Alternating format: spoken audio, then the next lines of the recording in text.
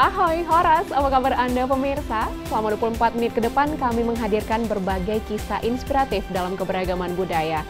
Saya Agnes Nambela, inilah Bingkai Sumatera. Kondisi pandemi tidak menghalangi niat jemaat Vihara Chongde Medan untuk berkegiatan sosial. Agar aksi amal dapat dilakukan dengan aman, Vihara Chongde menggelar bazar kasih dengan sistem drive-thru. Mereka menjual aneka makanan hingga jajanan sehat. Keuntungan yang didapat akan dipergunakan untuk pembangunan vihara, serta memberikan paket sembako untuk panti asuhan dan panti jompo di kota Medan.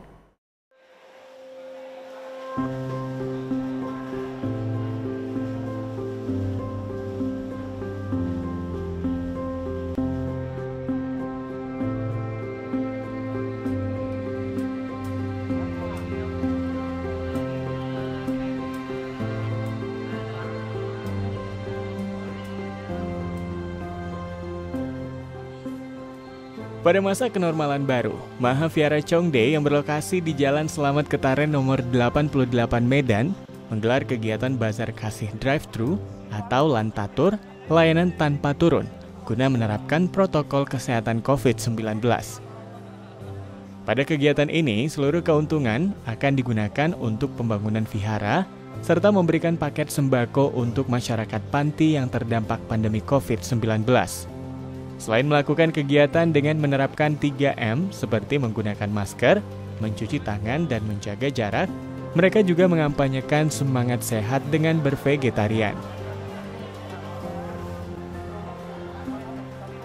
Awal konsepnya ini adalah kita ingin memfasilitasi banyak sekali ya umat-umat ataupun penduduk yang ingin bersumbangsi ya, baik itu pembangunan vihara, baik itu untuk kegiatan sosial lainnya. Nah, jadi kita berpikir bagaimana mereka dapat fasilitas untuk melaksanakan apa yang mereka inginkan, pertama kali. Yang kedua adalah kita ingin mengajarkan juga, ingin mengedukasi juga masyarakat bahwasannya sebenarnya kita tidak perlu takut dengan COVID, kita harus hidup bersahabat dengan mereka. Jadi kita menggunakan bazar drive-thru, yaitu ada sebuah konsep di mana kita menggunakan protokol kesehatan yang standar tinggi. Jadi si pembeli tidak harus turun dari mobil, semua kita menggunakan perlengkapan ya seperti protokol kesehatan yang diminta oleh pemerintah. Cara berjalannya adalah semua kupon itu sudah kita edarkan 1 bulan yang lalu. Jadi hari ini mereka itu datang untuk menukarkan kuponnya dengan makanan yang sudah dipilih. Nah, jadi kita di sini ada 5 stand untuk mobil dan 1 stand itu untuk sepeda motor. Terdapat 10 paket menu yang dapat dipilih oleh masyarakat, yang keseluruhan menu makanannya merupakan makanan vegetarian.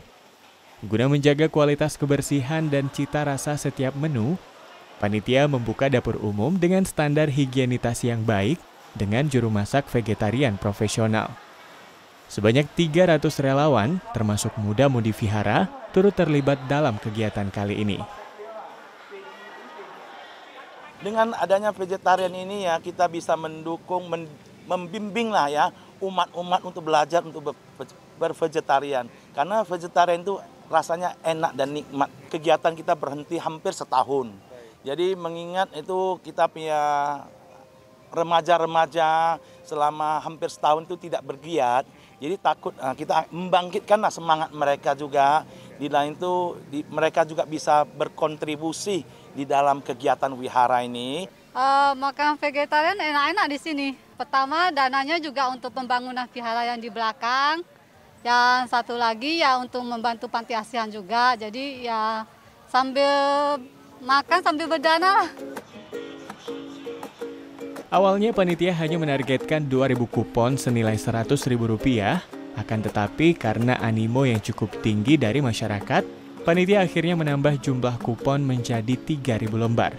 Setelah acara selesai, panitia langsung mengunjungi salah satu panti untuk menggelar makan malam bersama dan membagikan paket sembako. Semangat berbagi dengan menjunjung tinggi protokol kesehatan COVID-19 merupakan wujud kepedulian terhadap masyarakat, bangsa, dan negara.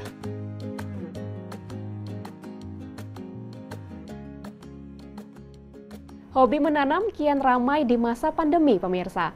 Nah, belum lama ini, pecinta dan pedagang tanaman hias yang tergabung dalam Binjai Plant Lovers menggelar pameran tanaman hias di sebuah mal di kota Binjai. Para pecinta tanaman hias mendapatkan kesempatan untuk berbagi informasi terkait tanaman hias yang sedang tren saat ini.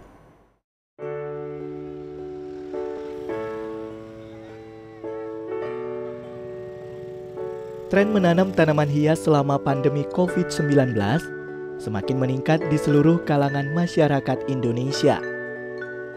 Selain menjadi tren kekinian dan hobi, tanaman hias dapat digunakan sebagai ladang penghasilan tambahan.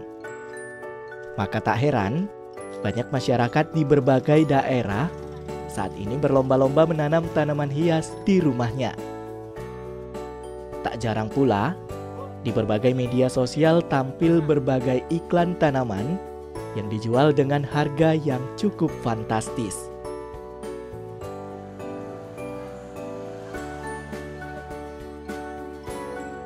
Fenomena di tengah pandemi ini membuat sekelompok pecinta dan pedagang tanaman hias yang tergabung dalam Binjai Plant Lovers mengadakan pameran tanaman hias di atrium Binjai Supermall.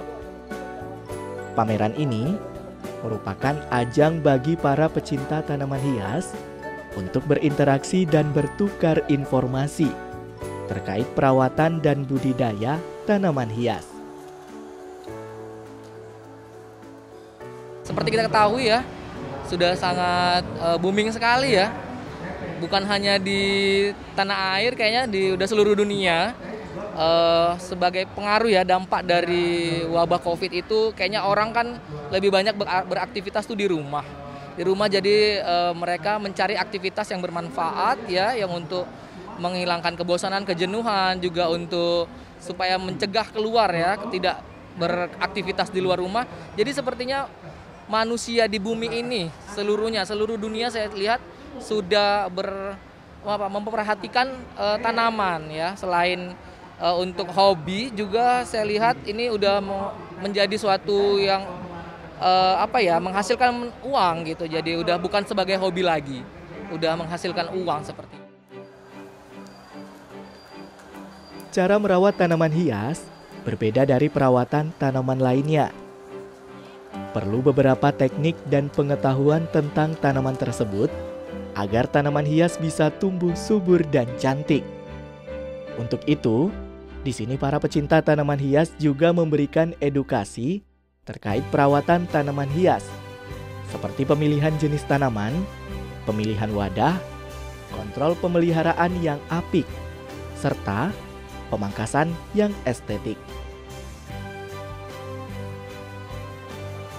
Di pameran ini, jenis-jenis tanaman yang tren dan menjadi buruan para pecinta tanaman hias pun cukup lengkap.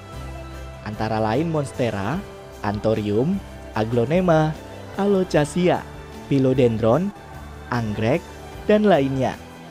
Harganya pun bervariasi, mulai dari Rp50.000 hingga puluhan juta rupiah. Beragam jenis tanaman hias di pameran ini menjadi serbuan para pengunjung. Di antaranya Yuni Marlina Naibaho, perempuan berusia 43 tahun ini begitu antusias mengunjungi stand-stand yang ada di pameran ini. Ia mengaku senang bisa menambah koleksi dan membeli beragam jenis tanaman hias yang belum ia miliki.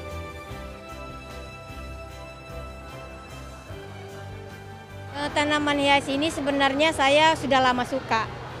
Kebetulan saya banyak koleksi tanaman dari aglonema sampai kaktus. Di samping menambah keindahan di warung saya, kebetulan saya punya warung bambu iam. Di samping itu juga saya tanaman ini bisa menghasilkan pundi-pundi uang buat saya. Ya, saya rasa ya banyak manfaatnya tanaman di pekarangan kita. Harapan kami semoga enggak hanya selesainya pandemi aja kita mencintai tanaman sebagai hobi dan menghasilkan.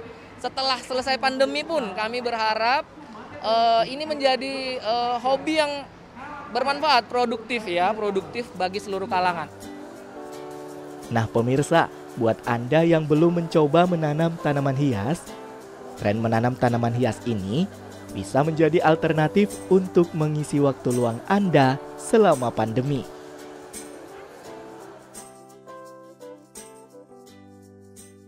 Tingginya kasus kekerasan yang dialami oleh perempuan dan anak memunculkan gerakan masyarakat untuk bersama melakukan perlindungan.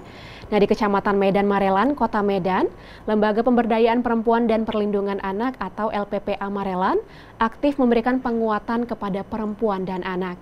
Lalu seperti apa aksi mereka? Berikut liputan selengkapnya untuk Anda. Indonesia memiliki penduduk kurang lebih 240 juta jiwa. Dengan setengah penduduknya adalah kaum perempuan. Dengan banyaknya jumlah penduduk perempuan di Indonesia, tentu banyak juga problema yang terjadi pada kaum perempuan. Pemerintahan Presiden Joko Widodo melalui Kementerian Pemberdayaan Perempuan dan Perlindungan Anak atau KPPARI memiliki 3 fokus kebijakan dalam upaya mengakhiri permasalahan terkait perempuan dan anak, yakni mengakhiri kekerasan terhadap perempuan dan anak, mengakhiri perdagangan manusia, serta mengakhiri kesenjangan ekonomi antara laki-laki dan perempuan.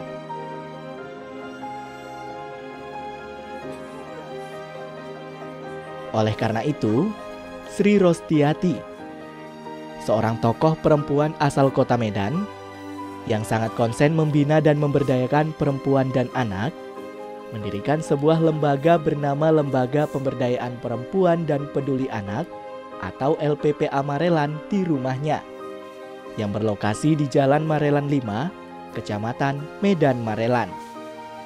Disinilah kaum ibu dan anak bisa memanfaatkan LPPA Marelan sebagai wadah untuk belajar serta menambah keterampilan mereka secara gratis.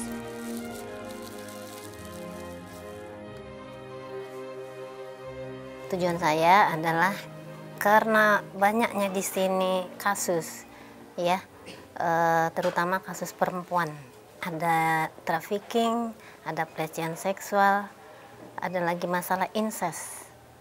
Jadi saya bentuk Lembaga Pemberdayaan Perempuan dan Peduli Anak ini supaya ibu-ibu lebih tahu bagaimana memperdayakan perempuan dan melindungi anak, terutama anak-anak yang di bawah umur. Anak-anak itu kita bina, kita bimbing, dan anak-anak itu bukan untuk disakiti, apalagi perempuan.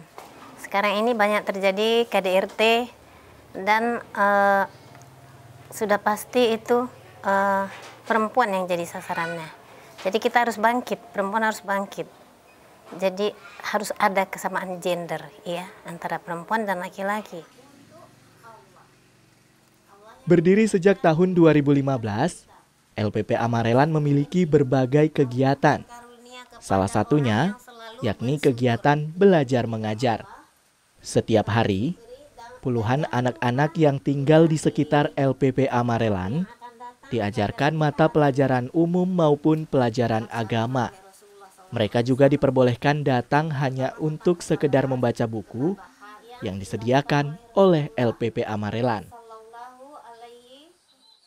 Tidak hanya itu, LPPA Marelan juga menjadi wadah perkumpulan kaum ibu menambah keterampilan mereka dengan membuat kerajinan dari bahan bekas dan juga makanan yang memiliki nilai ekonomis.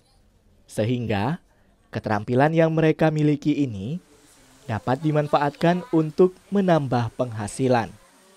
Selain itu, di LPPA Marelan juga melakukan kegiatan sosial. Sekali dalam sebulan, ibu-ibu di sini bersama-sama memasak masakan yang akan dibagikan ke masjid-masjid ataupun orang yang membutuhkan. Hingga kini, LPPA Marelan memiliki 30 anak-anak serta puluhan ibu-ibu yang tergabung di LPPA Marelan. Farida Hanum Saragi, seorang ibu rumah tangga ini, merasa sangat senang bergabung dengan LPPA Marelan.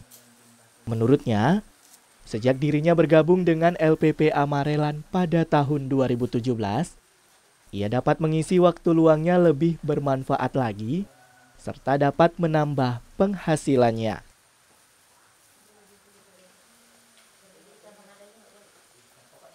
Dengan gabungnya di LPPA ini ternyata yang selama ini kami nggak ngerti itu ada undang-undang perlindungan anak ya Dek ya.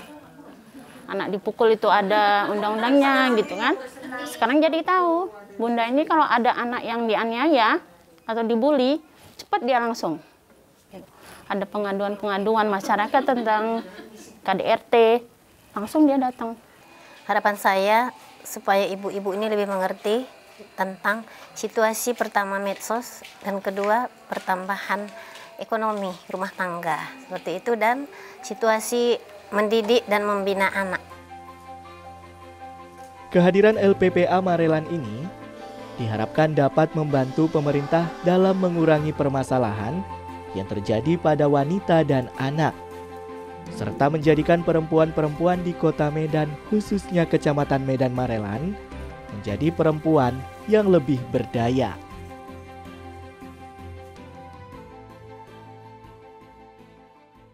Isu sampah perkotaan kerap jadi sorotan. Tahun 2019, Medan sempat dinobatkan sebagai salah satu kota paling kotor di Indonesia oleh Kementerian Lingkungan Hidup. Hal ini akhirnya memunculkan sejumlah program pengelolaan sampah berbasis masyarakat. Medan tengah berbenah dengan menginisiasi kawasan percontohan bebas sampah. Kita lihat selengkapnya dalam segmen Sekitar Kita.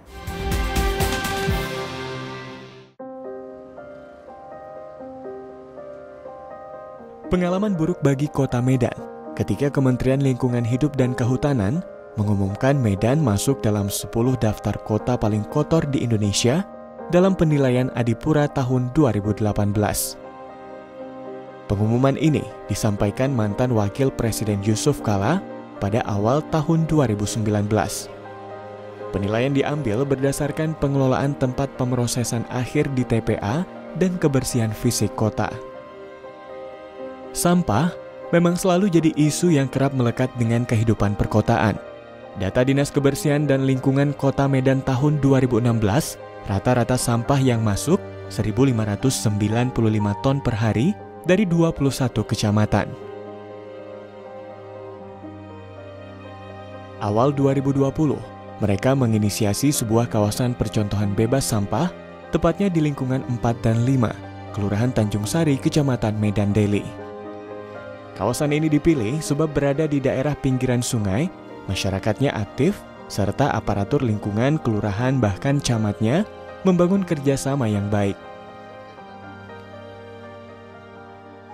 Kita dapat melihat tingkat kemajuan. Dulu kawasan ini adalah bantaran sungai yang sangat kumuh, penuh dengan sampah, yang masyarakat buang sampah seenaknya. Dengan adanya pendekatan sosial, pendekatan kultural, kita dapat melihat sekali ini menjadi kawasan bersih. Masyarakat itu sudah terbiasa dengan pola hidup sampah, membuang sampah pada tempatnya, membersihkan sampah yang berserakan, dan gotong royong berkat dukungan camat dan lurah dan kepling terus dilakukan. Ini menandakan ada perubahan mindset dalam membangun pola pengelolaan sampah. Program Kawasan Bebas Sampah atau KBS ini terus digaungkan lewat aksi-aksi pelestarian. Ada banyak perubahan perilaku, fasilitas, dan secara fisik, keadaan lingkungan di kelurahan ini menjadi lebih estetis dan bersih. Selain perubahan tersebut, targetnya kelurahan ini akan dijadikan percontohan kawasan bebas sampah di Kota Medan. Strategi pengelolaan sampah di kawasan ini yakni membentuk kader kebersihan lingkungan yang perannya sekaligus menjalankan program bank sampah. Di kawasan bebas sampah ini ada 2 unit bank sampah yang dibentuk, terdiri dari bank sampah bunga bagi warga lingkungan 4 dan bank sampah Madiun Maju bagi warga lingkungan 5. Kedua bank sampah ini beroperasi setiap hari Senin. Dari rumah, warga mengumpulkan dan memilah sampah daur ulang, selanjutnya dibawa ke bank sampah untuk ditimbang, dicatat, lalu dipilah kembali oleh kader bank sampah agar jenis sampah yang terpilah lebih spesifik lagi. Sampah yang terkumpul pada akhirnya akan dijual ke pengepul. Laba penjualan inilah yang akan menjadi tabungan bagi para nasabah. Ada 37 nasabah yang terdaftar di bank sampah bunga di lingkungan 4 ini. Total jumlah tabungannya Rp300.000. Nasabah bisa menarik uang tabungan ini dengan batas minimum tabungan sebanyak Rp100.000. Sedangkan Bank Sampah Madio Maju, nasabahnya berjumlah 59 orang dengan total jumlah tabungan Rp600.000. Untuk syarat penarikannya, harus menabung minimum sejumlah Rp50.000. Jadi di awal program KBS ini kami sudah sosialisasikan bahwasanya ini akan dijadikan kawasan percontohan KBS. Kemudian dibuat lagi sosialisasi yang lebih kecil untuk perwakilan masyarakat aja. Kami di sana menanyakan siapa yang berminat ingin jadi kader lingkungan untuk mengoperasikan bank sampah. Barulah ada kader-kader ini yang mengajukan diri, ada juga yang ditunjuk, tapi Edian mereka semua bersedia sih. Nah, dari situ baru kita adakan pelatihan khusus untuk kader, pelatihan teknis, administrasinya bagaimana mengisi buku, mengenali jenis-jenis daur ulang. Awalnya tuh mereka buta sama sekali, nggak tahu ini jenis apa. Habis itu pelatihan, mereka udah tahu, terus sembari berjalan ya bank sampah beroperasi, mereka coba store ke pengepul, dapat feedback juga dari pengepul. Oh ini salah nih gitu. Oh ya udah diperbaiki seterusnya. Hari ini masyarakat mulai sadar pentingnya mengelola sebuah lingkungan. Banyak kita lihat di kawasan ini, tong-tong sampah sudah mulai ada, tingkat peduli sampah sudah mulai bergerak, bahkan bank sampahnya juga aktif. Itu menandakan adanya sebuah sinergitas masyarakat untuk membangun lingkungan kawasan sampah ini. Dari program ini, pendekatan pembangunan budaya sadar sampah dan lingkungan adalah tahapan awalnya.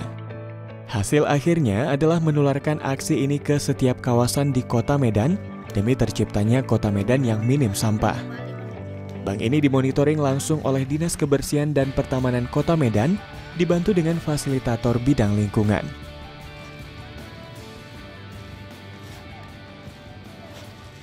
Terutama menjaga kebersihan lingkungan. Yang kedua, sampah ini kita makmarkan, dijadikan nilai uang tambahan dan ditabung untuk ekonomi tambahan. Terutama kita datangi ibu-ibu dan kita bicarakan masalah sampah. Jadi sampah ini kita jadikan nilai uang tambahan kita. Jadi jangan dibuang sia-siakan. Jadi sampah ini kita kumpulkan dan kita bawa ke bank sampah untuk menjadi tambahan ekonomi kita, ditabung untuk menjadikan nilai tambah untuk keluarga. Selama bijak mengelolanya, maka persoalan sampah bisa teratasi. Kawasan bebas sampah Kelurahan Tanjung Sari diwujudkan sebagai bentuk model yang bisa menjadi inspirasi bagi kawasan lain di sekitar Kota Medan untuk mau berbenah, mencapai Kota Medan yang bersari.